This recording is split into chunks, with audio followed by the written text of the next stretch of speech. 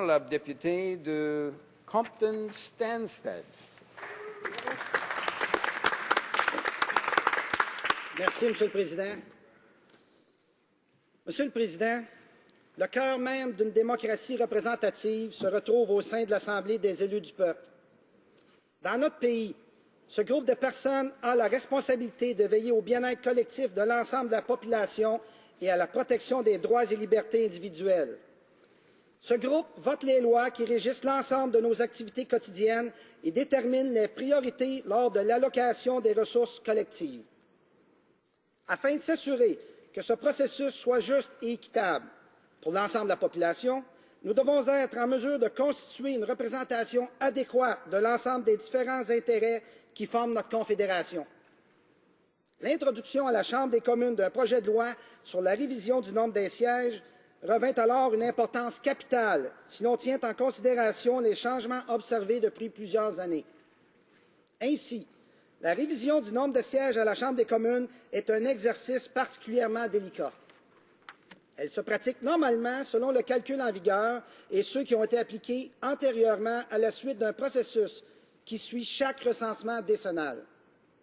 De plus, conformément à la loi sur la révision des limites des circonscriptions électorales, on doit tenir compte des éléments suivants: la communauté d'intérêt et la spécificité de la circonscription, l'évolution historique des limites antérieures, le quotient électoral de la province et le souci de faire en sorte que la superficie ne soit pas trop vaste. Alors, l'ajout de représentants à la Chambre comporte donc des particularités dont il est indispensable d'étudier afin de se prononcer sur la valeur et la nécessité de prendre en considération tel ou tel critère d'évaluation. La Cour suprême nous fournit aussi des indications concernant notre système électoral dans son jugement sur l'affaire Carter en 1991. La Cour suprême nous indique que le vote de chaque citoyen doit être le plus efficient possible. Pour être efficace, notre système électoral doit trouver une juste mesure entre assurer que le poids de chaque vote est similaire et permettre une représentation adéquate des différentes communautés d'intérêt et des particularités géographiques. Les représentants élus au Parlement canadien sont, depuis le début de notre Confédération, le reflet de nos diverses réalités canadiennes qui sont soit géographiques, démographiques, identitaires, voire même historiques et culturelles. Alors là, toute l'importance d'admettre sans équivoque que cet exercice en sera un fastidieux, difficile, peut-être même de division, mais dont l'objectif ultime et conclusif se devra assurément d'être un élément unificateur.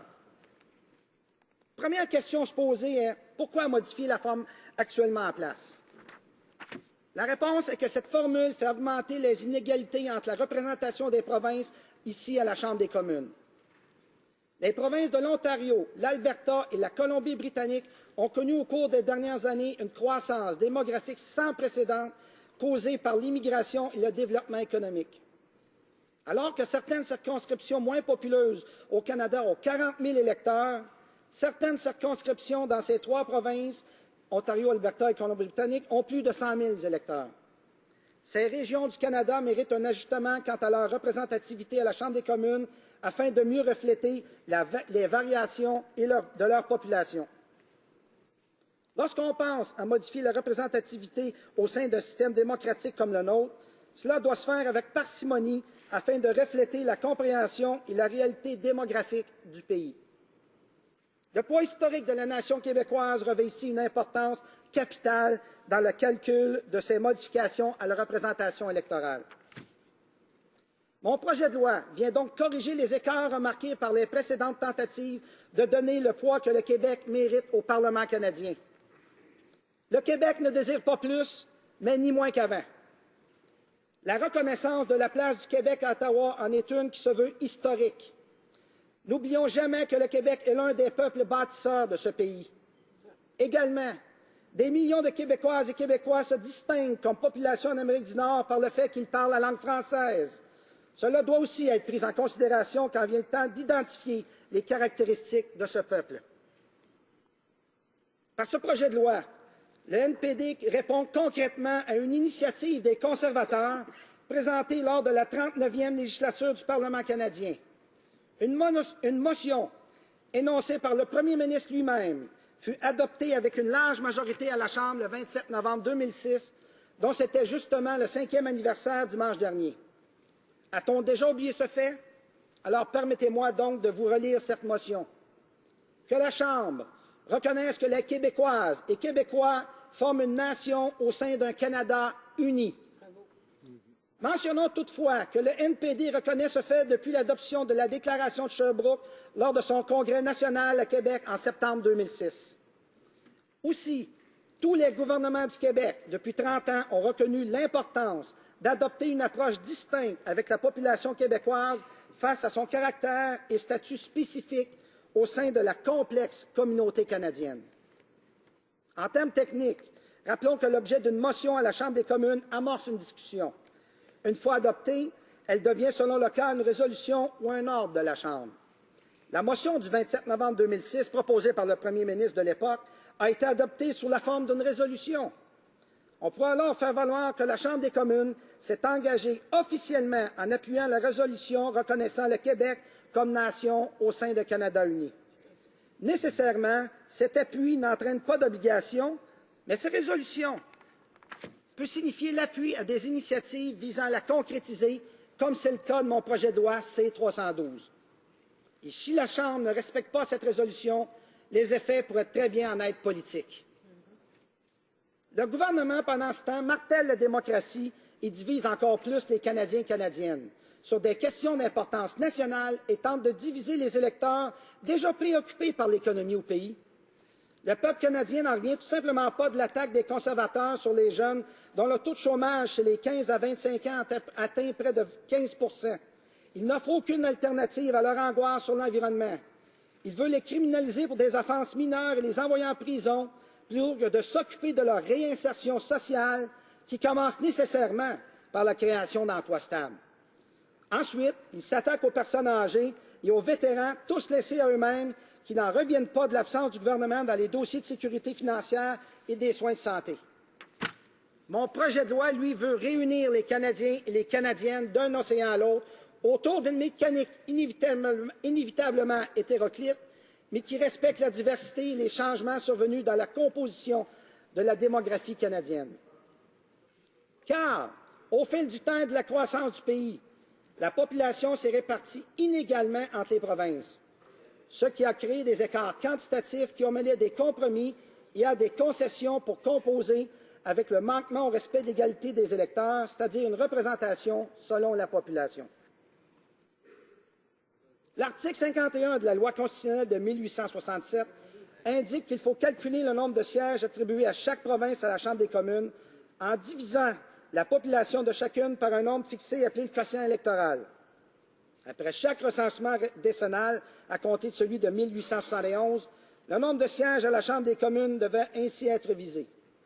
La Loi constitutionnelle de 1867 prévoyait de plus qu'aucune province ne pouvait perdre de sièges à l'occasion d'un redécoupage électoral, à moins que le pourcentage de la population par rapport au total du pays ait diminué d'au moins 5 %, c'est-à-dire d'un 20e, entre les deux derniers recensements. Ainsi appelait-on cette exigence la règle du 20e. Mais au cours des années qui ont suivi la Confédération, on a commencé à craindre que les tendances dans les transferts de population finissent par entraîner une perte importante de représentation pour certaines provinces. Pour se prémunir contre cette éventualité, le Parlement a adopté en 1915 la toute première modification à la formule de représentation initiale en ajoutant à l'article 51A la clause sénatoriale à la Loi constitutionnelle de 1867. Cette disposition, qui est toujours en vigueur, précise qu'une province ne peut avoir moins de sièges à la Chambre des communes qu'au Sénat. La loi sur la représentation, aussi appelée formule de l'amalgame, adoptée en 1974, a été adoptée justement en vue de garantir notamment qu'aucune province ne perdrait de siège. Cette nouvelle formule portait le nombre de sièges du Québec de 65 à 75 et prévoyait que la province gagnerait automatiquement 4 sièges à chaque révision ultérieure pour tenir compte de la croissance de sa population. La formule créait ainsi 3 catégories de provinces: les provinces très peuplées, les provinces moyennement peuplées et les provinces peu peuplées. Les provinces très peuplées devaient se voir attribuer des sièges selon une proportion rigoureuse avec le Québec, tandis que des règles distinctes et plus généreuses ont été établies pour le calcul du nombre de sièges des provinces peu ou moyennement peuplées. On a appliqué la formule de l'amalgame une fois en 1976, pour porter le nombre de sièges à la Chambre des communes à 282, mais on ne l'a plus fait depuis, parce que les projections ont révélé qu'au fil des révisions, elle ferait augmenter le nombre de sièges plus qu'on ne le souhaiterait. Alors, la formule qui sert actuellement au calcul de la répartition des sièges à la Chambre des communes est énoncée dans la loi constitutionnelle de 1985, représentation électorale, également appelée la loi de 1985 sur la représentation électorale. Elle constitue aujourd'hui le dernier exercice de modification aux règles de calcul. Le calcul du nombre de sièges attribués à chaque province se fait actuellement de la façon suivante. La loi de 1985 sur la représentation électorale dispose que 279 députés représenteront les provinces à la Chambre des communes. Elle attribue en plus un siège chacun au territoire du Nord-Ouest, au Yukon et au Nunavut. Les 279 sièges des provinces servent de base au calcul du quotient électoral. On obtient ce quotient électoral en divisant la population totale des 10 provinces par 279. On calcule le nombre de sièges attribués à chaque province en divisant la population de chacune par le quotient électoral. La loi de 1985 sur la représentation électorale comporte aussi une garantie supplémentaire pour empêcher les provinces de perdre des sièges au terme d'une révision. Elle ajoute à la clause sénatoriale existante une disposition d'antériorité. Selon cette disposition, une province ne peut avoir moins de sièges à la Chambre des communes qu'elle en avait en 1976, soit la 33e législature. Le nombre actuel de députés à la Chambre, 308, est le résultat de la révision qui a suivi le recensement décennal de 2001. En conclusion, Monsieur le Président, le projet de loi 312 en est un d'une grande simplicité, mais qui est assurément porteur d'un message clair pour les élus du Parlement canadien. Les citoyens et citoyennes de tous les coins de ce pays veulent participer à cet exercice démocratique qu'est la représentation électorale à la Chambre des communes. Nous sommes en face d'un moment important de l'histoire canadienne, qui est celle de reconnaître enfin non seulement la réalité démographique du Canada, mais aussi son identité multiculturelle, souhaitée par tant de politiciens, qu'ils soient élus au Parlement canadien ou au Parlement provinciaux.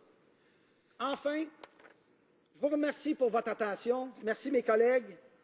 Vive le Canada, mon pays où je peux m'exprimer en toute liberté de conscience, afin que la démocratie garde sa place, comme le Québec, dans ce grand pays qui est peut-être, en fin de compte, un amalgame d'une multitude de petites nations qui cherchent juste la place qu'elles méritent au sein d'un grand pays, géographiquement parlant, mais qui tardent à emboîter le pas au 21e siècle. Merci, Monsieur le Président. Merci pour cette question. J'ai parlé tout au long du discours qu'il y a une diversité et différents modes de calcul qui se sont appliqués au cours de l'histoire du Canada. Il faut être capable de reconnaître les distinctions qu'il y a entre les grandes et les petites provinces et ils doivent garder leur poids. Ils ont une place ici au Parlement canadien. Donc, si on ne fait que des calculs sur le pourcentage et le prorata de la population, il va y avoir des distorsions et il y a des provinces qui seront toujours surreprésentées. Et on doit reconnaître, en fin de compte, que le Québec est un de ces peuples qui a bâti ce pays et a le droit à la représentation qu'il méritait lors des précédentes révisions électorales, de représentation électorale. Mais comme je l'ai expliqué, Monsieur le Président, il y a une mécanique tellement complexe que les calculs, même le calcul du Parti conservateur, peut être sujet à interprétation. Donc, dans un projet de loi, ce qu'il faut, c'est s'assurer que chacun va être bien représenté, que le poids du Québec va être maintenu, mais qu'on va aussi surtout reconnaître la croissance démographique de certaines provinces comme l'Ontario, l'Alberta et la Colombie-Britannique. Merci à mon collègue pour la question.